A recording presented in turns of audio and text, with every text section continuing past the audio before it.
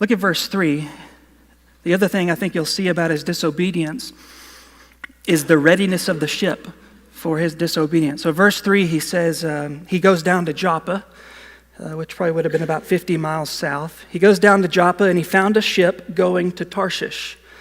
So he paid the fare and went down into it. Notice the word down, you might underline that. He goes down to Joppa.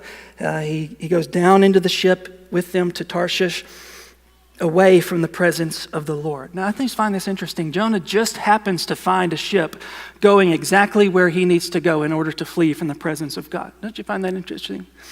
You know, I can't tell you how many people I've talked to who are doing something that's clearly against the will of the Lord, and they think to themselves, well, surely God's okay with this because it's just so many open doors. It's just so convenient. I mean, surely I have a special case. Yes, I know that in the scripture it says I probably shouldn't do that. I know that generally speaking, God wouldn't approve of this kind of thing, but this is different because look at these open doors. Look at how easy it is. Look at I've seen people who are in marriages that are terrible, and they meet somebody that's just, it fits them like a glove.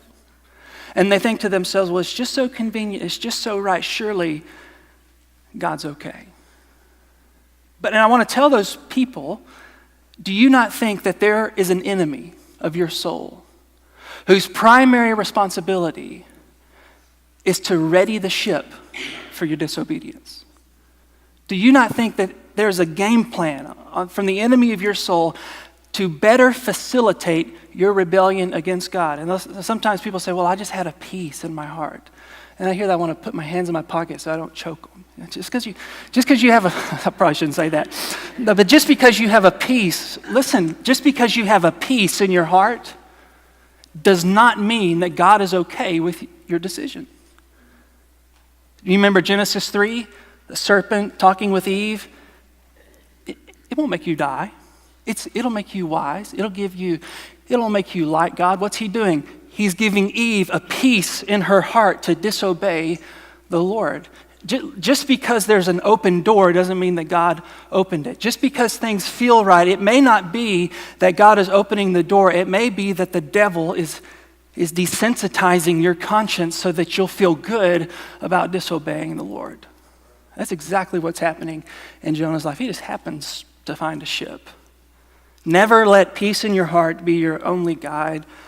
Always be aware that the devil's primary responsibility is to ready the ship for your disobedience. If you're dissatisfied in your marriage, there will always be a girl to return your flirtations.